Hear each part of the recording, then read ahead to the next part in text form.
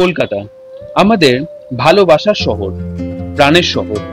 আর এই প্রাণের শহরের মুকুটে রয়েছে জানা অজানা বহু পালক, বহু খ্যাতির শিরোপা। কিন্তু তাতে কি, আমাদের কলকাতা কখনো থেমে থাকেনি, আর থেমে থাকবেও না। আর তাই কলকাতার মুকুটে যোগ হলো আরো এক নতুন পালক, সোলার ডোম বা সৌর গম্বুজ। ভারতবর্ষের প্রথম সোলার ডোম বা সৌর গম্বুজ তৈরি করে এক নতুন ইতিহাস তৈরি করলো কলকাতা। কলকাতার নিউ টাউনে ইকো পার্কের ভিতরে এই সোলার ডোমটি তৈরি করা হয়েছে।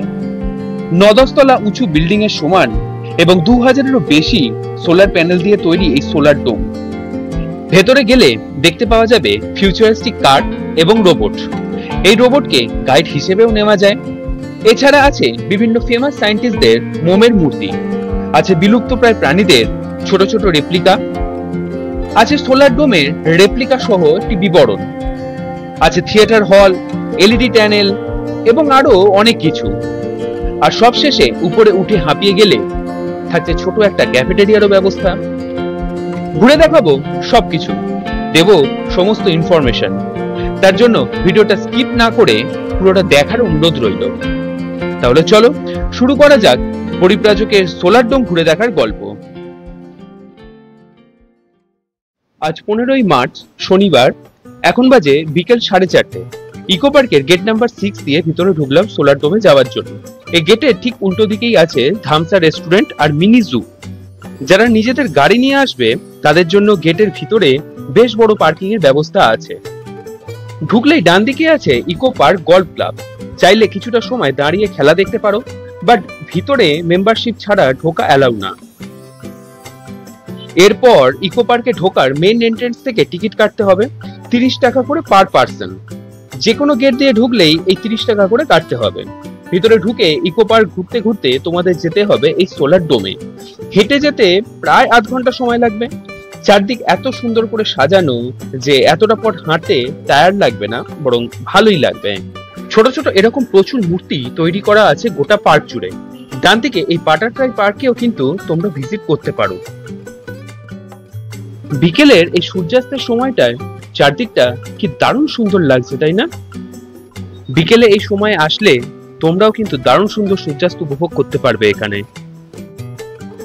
হাঁটতে হাঁটতে চলে এলাম লেকের সামনে।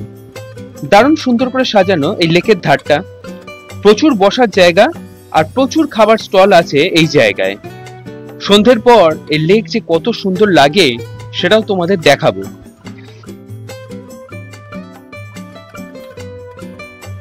লেকের ধার ধরে এই রাস্তাটা কত সুন্দর ফুল দিয়ে সাজানো তোমরাই দেখো।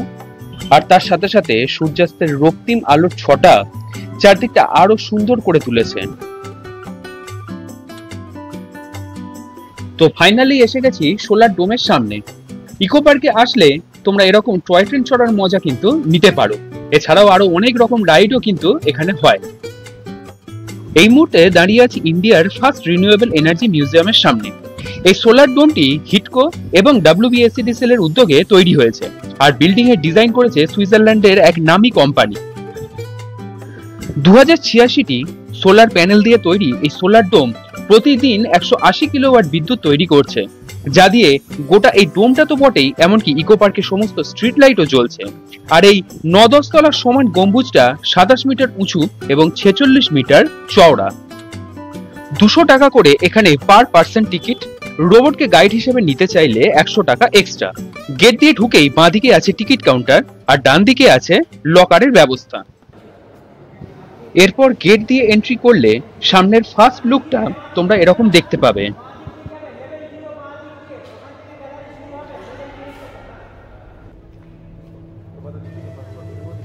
রাইট সাইডে তোমাদের জন্য থাকবে একটি ফিউচারিস্টিক AI রোবট, যাকে তোমরা হাই হ্যালো করলে তোমাদের সাথে কথা বলতে শুরু করে দেবে এবং সোলার ডোম সম্পর্কে ডিটেলস ইনফরমেশন তোমাদের দেবে। পাশে রয়েছে নিশান কোম্পানির নেক্সট জেনারেশন কারের মডেল। ফিউচারে ইলেকট্রিক কার ব্যবহারের সাথে সাথে এই ধরনের গাড়ির ব্যবহারও শুরু হবে।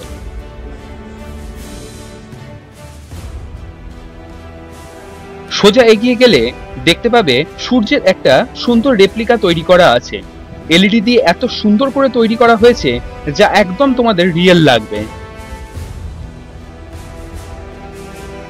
এবার আসি লেফট সাইডে।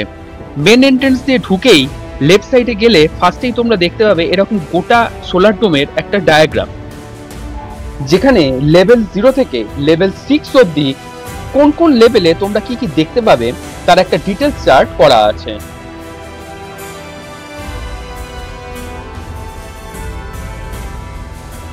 সামনেই আছে নিকোলা টেসলার একটা মোমের মূর্তি। এরপর দেখতে পাবে হিস্ট্রি অফ এনার্জির সুন্দর একটা বিবরণ, যেখান থেকে তোমরা জানতে পারবে পৃথিবীর সৃষ্টির সময় থেকে আজ অবধি কি কিভাবে এনার্জি সোর্স বদলেছে বা ইন ফিউচারে বদলাতে চলেছে।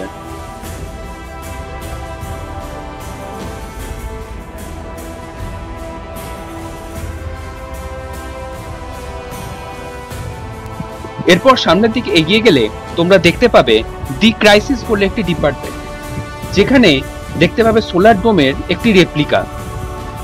গোটা সোলার ডোমটাকে কিভাবে পার্ট বাই পার্ট তৈরি করা হয়েছে এবং কোন পার্টে কি কি রয়েছে তার খুব সুন্দর করে একটা ডেসক্রিপশন দেওয়া হয়েছে।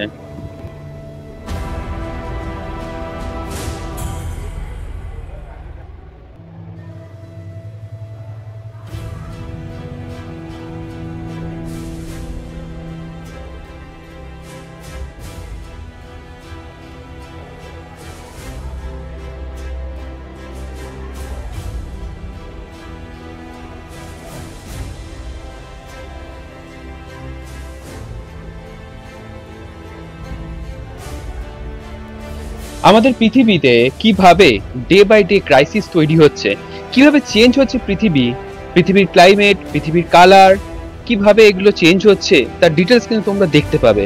এগুলো অবশ্যই ধৈর্য ধরে একটু দেখো, একটু পড়ো। এরপরই তোমরা দেখতে পাবে এরকম এলইডি ট্যানেল। 6টা এলইডি ট্যানেলের মধ্যে দিয়ে তোমাদেরকে যেতে হবে। প্রতিটা এলইডি ট্যানেলে দেখানো হবে পৃথিবীর বিভিন্ন দূষণ সম্পর্কে, গ্লোবাল ওয়ার্মিং ও গ্রিন হাউস গ্যাসের এফেক্ট যে কতটা ভয়াবহ তাও তোমরা দেখতে পাবে। আর এই সব কিছুর জন্য পৃথিবীর কি কি ক্ষতি হচ্ছে বা হতে পারে সেটা যেমন জানতে পারবে, তেমনি জানতে পারবে পৃথিবীকে এই সব কিছু থেকে বাঁচানোর উপায়ও।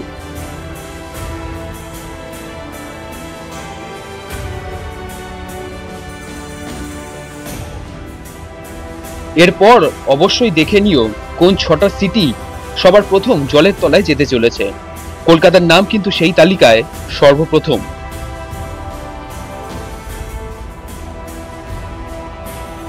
লেভেল 0-র একদম শেষে রয়েছে এরকম সুন্দর হাতের কাজ করা একটা গ্যালারি বা টানেল, যেখানে দেখানো হচ্ছে আমাদের পৃথিবী দূষণহীন গাছপালা আর পশু পাখিতে ভরপুর এবং সুন্দর।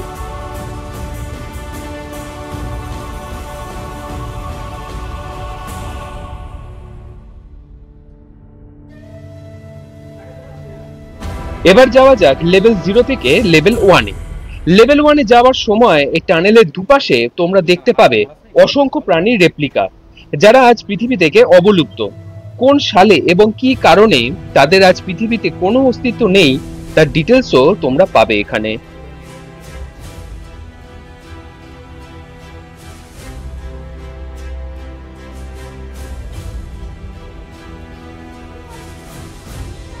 এই লেভেলে তোমরা দেখতে পাবে সিভি রামানের রেপ্লিকা, বেশ কয়েকটি প্রজেক্টর, টিভি স্ক্রিন এবং থিয়েটার হল, যেখানে ভিজুয়ালি তোমরা সবকিছু এক্সপেরিয়েন্স করতে পারবে। উপযোগিতার সাথে সাথে পুনর্ব্যবহারযোগ্য শক্তি ব্যবহারের কিছু প্রতিকূল দিকও আছে। বর্তমান পরিস্থিতিতে জীবাশ্ম জ্বালানির বিপুল সরবরাহের তুলনায় পুনর্ব্যবহারযোগ্য শক্তি উৎপাদন যথেষ্ট কম। এরপর যাওয়া যাক লেভেল 2-এ। সব থেকে মজার বিষয় হলো লেভেল 0 থেকে লেভেল 6-এ যেতে গেলে তোমাদের বেশ অনেক ক্যালোরি ওজন কমবে, আর সেটা তোমরা জানতে পারবে ঠিক এইভাবে। এই লেভেলে দেখতে পাবে মাইকেল ফ্যারাডের রেপ্লিকা,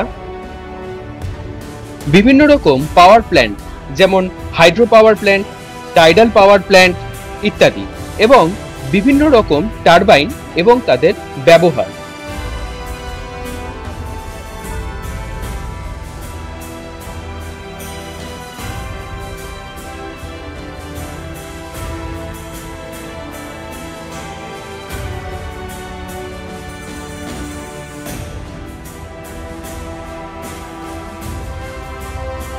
এছাড়াও আছে উইন্ড ফার্ম, যেখানে উইন্ড টারবাইন থেকে শুরু করে উইন্ডের বিভিন্ন রকম ব্যবহার ও তাদের ডিটেলস তোমরা এখানে জানতে পারবে।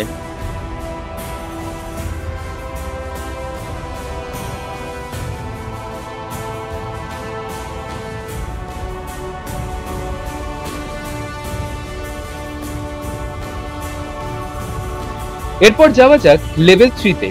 এখানে আছে আমাদের বাঙালি বিজ্ঞানী সত্যেন্দ্রনাথ বোসের একটি রেপ্লিকা। এখানে তোমরা দেখতে পাবে জিওথার্মাল এনার্জির ব্যবহার ও জিওথার্মাল এনার্জির একটা গ্যালারি। এছাড়াও এই লেভেলে আছে সোলার এনার্জির একটা গ্যালারি। কত রকমের সোলার প্যানেল হতে পারে এবং কি কি তার ব্যবহার সেগুলো তোমরা জানতে পারবে। সূর্য থেকে কিভাবে আমরা সানলাইটকে নিয়ে এই সোলার প্যানেলকে ইন ফিউচারে ব্যবহার করতে পারবো সেগুলো ডিটেলসও এখান থেকে তোমরা সবাই জানতে পারবে।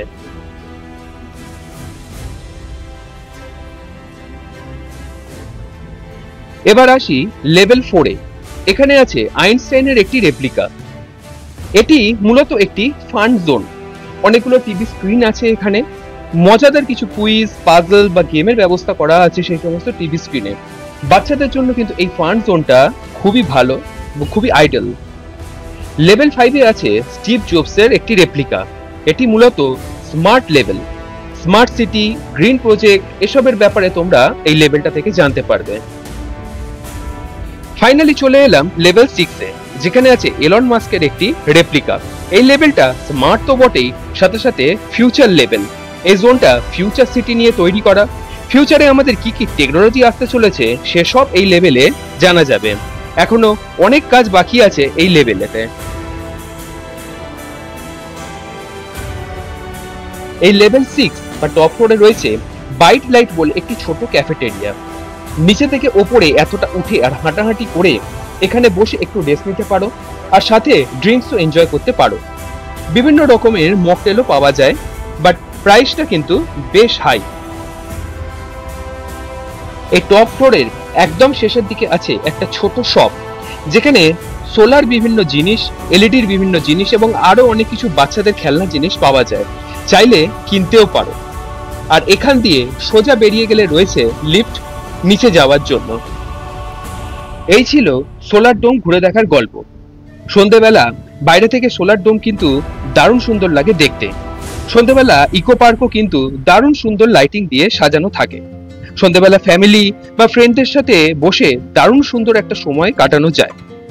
তো ভিডিওটা ভালো লাগলে লাইক, কমেন্ট, শেয়ার আর সাবস্ক্রাইবটা অবশ্যই করে দিও। আর অবশ্যই কলকাতার বুকে এরকম সুন্দর একটা জায়গা সবাইকে এক্সপ্লোর করার অনুরোধ রইল। দেখা হবে আবার পরের ভিডিওতে নতুন কোনো বেড়ানোর গল্প নিয়ে।